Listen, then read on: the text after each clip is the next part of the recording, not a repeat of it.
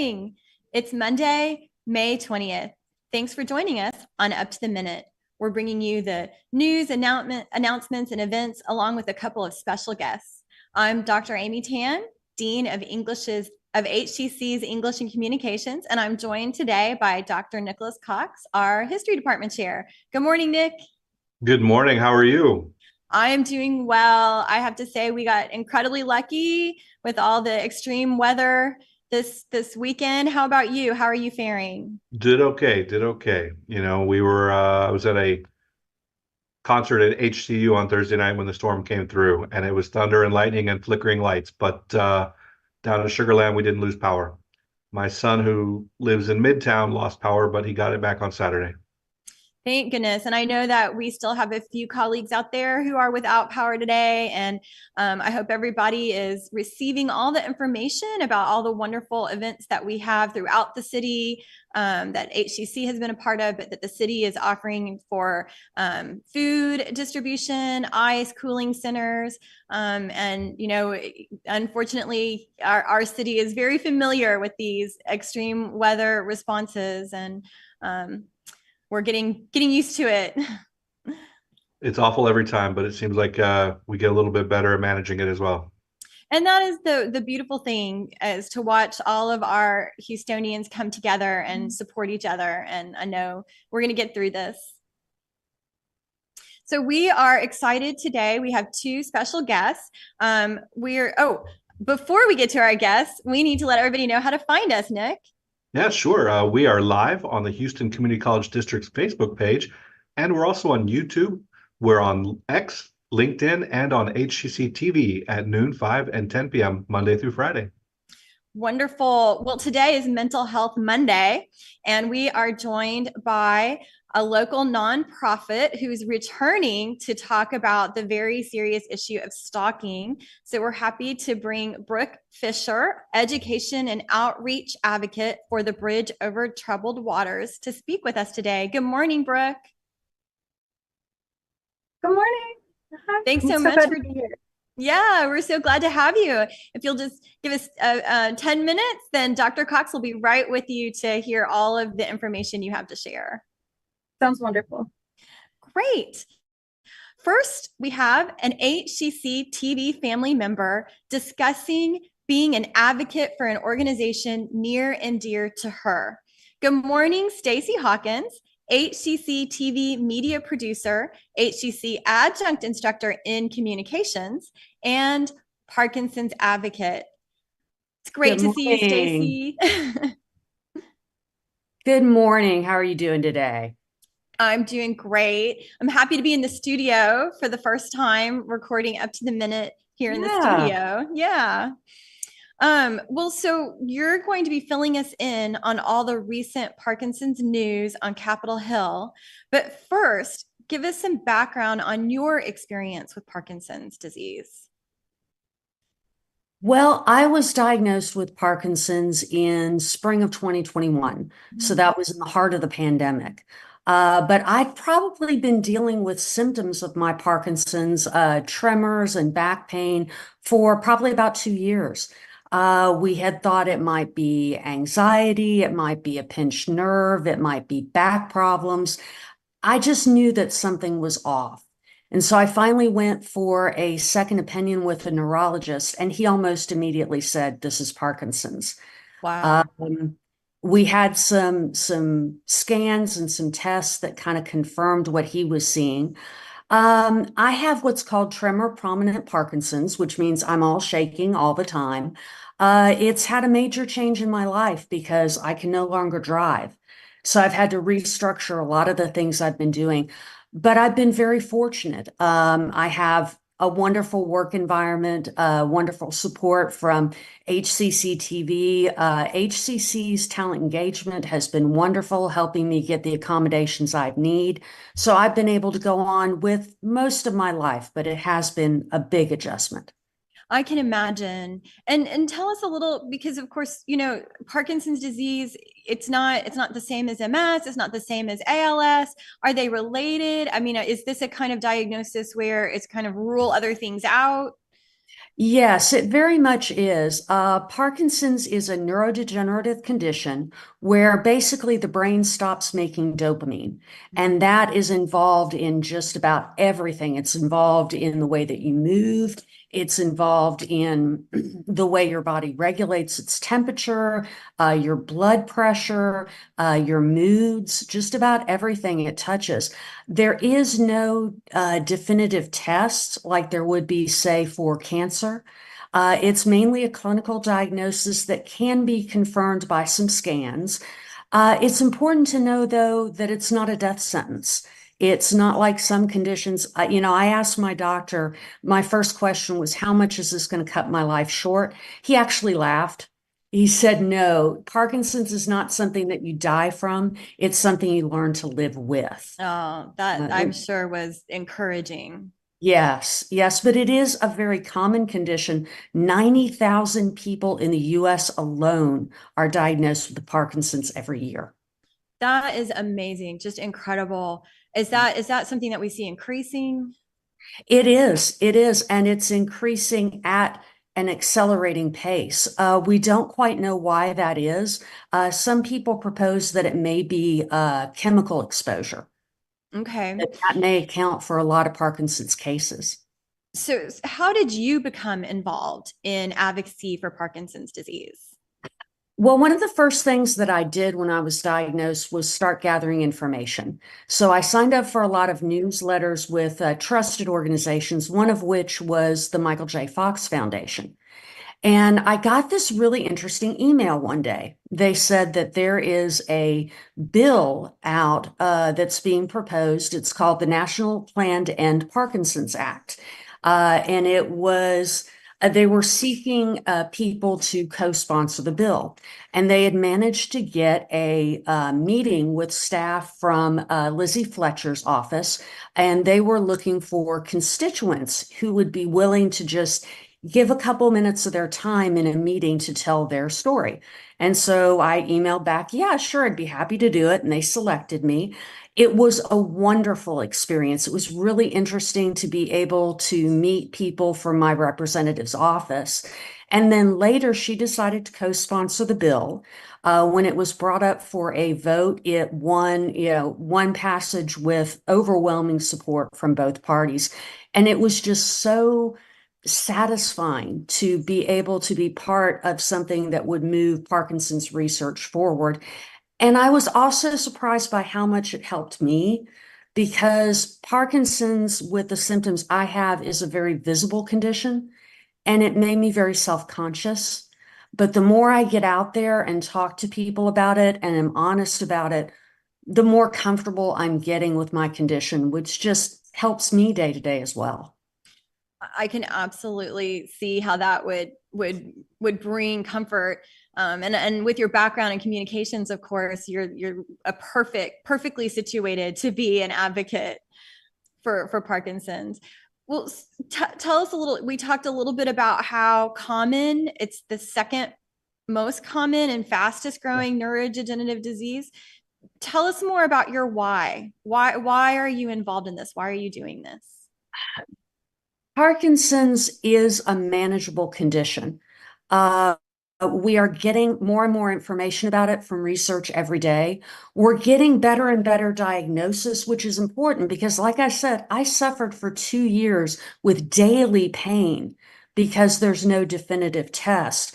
But treatment and a cure are still lagging behind. So it's very important that we keep a focus on this condition. I think we can see a cure in our lifetime if we keep that focus on it. I'm very hopeful. That would be remarkable. And before I let you go, what advice do you have for someone who has just been diagnosed or who has had a loved one diagnosed with Parkinson's disease? Well, first, to know that, again, it is not a death sentence. You can get the right support, you can get the right treatments, and have a very fulfilling life. If you're in the Houston area, there's an organization called the Houston Area Parkinson Society, HAPS, HAPS.org. Get in touch with them. They have great support groups. They have great information and great programs. They'll help you out. Well, and that all of the work that you're doing is just inspiring, Stacee, and it's wonderful to have you as a colleague and to know that you're still able to do all the things that you did before. And I know you said that you can't drive.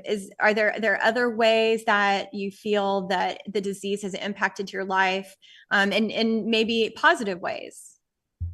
Oh gosh, I'm glad you said positive ways because it sounds strange, but I like the person I am now better than the person I was 3 years ago. I really do think I have my priorities better. I still want to achieve. I love being a producer. I love being a professor. Thank you for helping bring me along in the department. I love my students, but I also am enjoying my life more. And those little everyday moments, I treasure them more. And so I think I enjoy my life now more, ironically, than I did before Parkinson's. So Well, it's not all bad. I mean, it's incredible to hear you talk about that, right? And to remember that, we get so wrapped up in our busy lives, but we really do have to prioritize our health, right? Yeah. That's number one. And I feel like you are being very modest about your work in the Bay Area. And I think you have a blog post. Can you talk about a Yes. little about that? I use a program called Strive PD to track my symptoms. And they asked for people who would be willing to kind of talk about their use of the product. So I did a blog post for their website. And then they asked me to be on an interview that was done by the NBC affiliate in San Francisco Bay Area for Parkinson's Awareness Month, because the group that created Strive PD is based out of San Francisco. And so that was an interesting experience. That was a lot of fun. To be on the other side of the camera was really interesting, really interesting. You have to do that every now and then, put yourself Yeah, in your subject's experience. Well, and absolutely. really briefly, can you tell us a little bit about that app and tracking your system, your symptoms, and how does that help? Well, it's based on my Apple Watch, and it tracks tremor and dyskinesia, which are two motion symptoms. It links it to your iPhone, where you can also track your food intake, your activity, and your medication. And that information is not only available to you, it's available to your doctor. And so you can look at patterns in your tremor, see how well your medication's working, how your food intake and your exercise is impacting your symptoms. It gives you some numbers to back up your kind of subjective observation of your own symptoms. I mean, we're really in the 21st century with all this incredible data. And I'm just going to say it, artificial intelligence is going to help us out. Really incredible. Well, I just want to thank you for joining us and sharing all of this amazing information and sharing your story with us, Stacee. It's just wonderful to have you here with us. It was my pleasure. Thank you for letting me share this subject that's so close to my heart. And that is Stacee Hawkins, HCCTV media producer, HCC adjunct instructor in communications, and Parkinson's advocate. We're going to have all of your information in the post after the show. And moving on to Nick. Thank you. Thank you, both of you. That was a great segment, very informative, and good to hear about the advocacy work and the positive attitude. So we're going to talk now to Brooke Fisher, the Education and Advocacy Outreach Coordinator for Bridge Over Troubled Waters. Welcome to the show, Brooke. If you could unmute for me. Well, Brooke, we're going to talk about stalking. This is obviously a very serious subject and one that I'm sure comes up a lot with college students. But Brooke, if you could unmute for me, I think that will get you on the mic there. All right. I'm so sorry. I keep getting disconnected. I No, just that's got back all on. right. So what was said? No, that happens. It happens for sure. So welcome to the show. We are going to talk about stalking. And, this is a serious subject, one that I'm sure comes up with a lot of college students. Maybe you could tell us, what is the definition of stalking, both legally but also in layperson's terms? Okay, so stalking sort of has a blanket definition, right? So it's defined as a pattern of behavior that would cause a reasonable person to feel fear. Where the legal and behavioral definitions sort of differ is in their interpretation. So legally, especially in Texas, that's going to place a lot of emphasis on the fear of bodily injury or death or harm to a loved one or harm to a significant other family member, a pet, something like that. So that's sort of the legal definition. And then in terms of the pattern of behavior, that's defined as 2 or more incidences. Behaviorally, the definition is a little bit more nuanced. So it is still a pattern of behavior that would cause a reasonable person to feel fear. But in terms of the behavioral definition or the sort of public health definition that an organization like mine operates with is that this is the fear of anything that would get in the way of one's ability to live a normal life.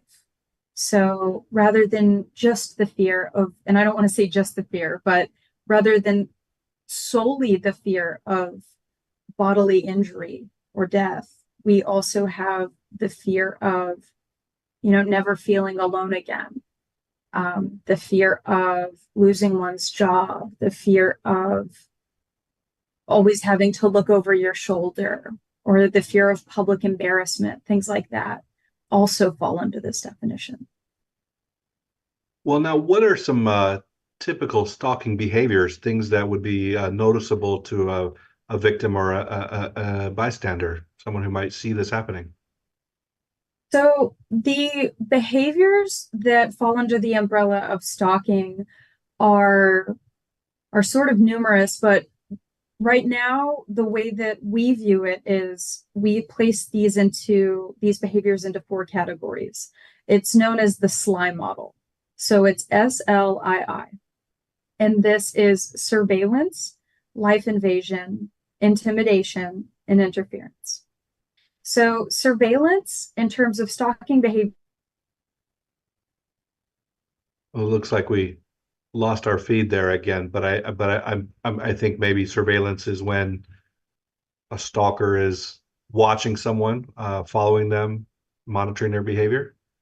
Brooke, I'm sorry, are you back, Brooke?